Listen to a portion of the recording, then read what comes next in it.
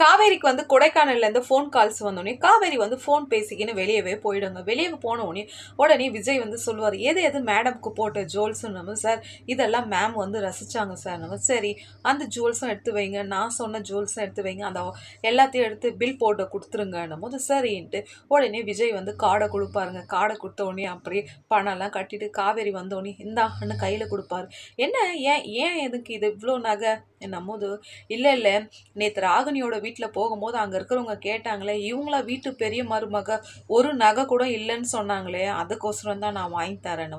ஓஹோ, அப்போ உங்கள் கௌரவம் ஸ்பாயில் ஆகுதுன்ட்டு தான் இப்போ எனக்கு நகை வாங்கி கொடுக்குறீங்க, அங்கே கூட நீங்கள் ரொம்ப ஸ்மார்ட்டாக தான் இருக்கிறீங்கன்னு காவேரி வந்து விஜயை வந்து சொல்லும்.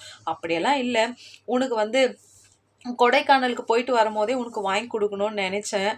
நம்ம ஓஹோ, நீங்கள் குடிச்சிட்டு நிறைய கதையை என்கிட்ட உளர்னீங்களே, இது யார்கிட்டையும் சொல்லக்கூடாதுன்னு இது லஞ்சமானும் போது அப்போல்லாம் விஜயில் எப்பவுமே நீ நல்லதாகவே யோசிக்க மாட்டேயா, ஏன் எப்போ பாரு நெகட்டிவாகவே யோசிக்கிற காவேரின்னும் போது சரி வா போகலான்ட்டு 2 பேரும் கிளம்பி ஹாப்பியாக போகிறாங்கங்க. உங்களுக்கு இது பிடிச்சிருந்தா லைக் பண்ணுங்கள், கமெண்ட் பண்ணுங்கள்.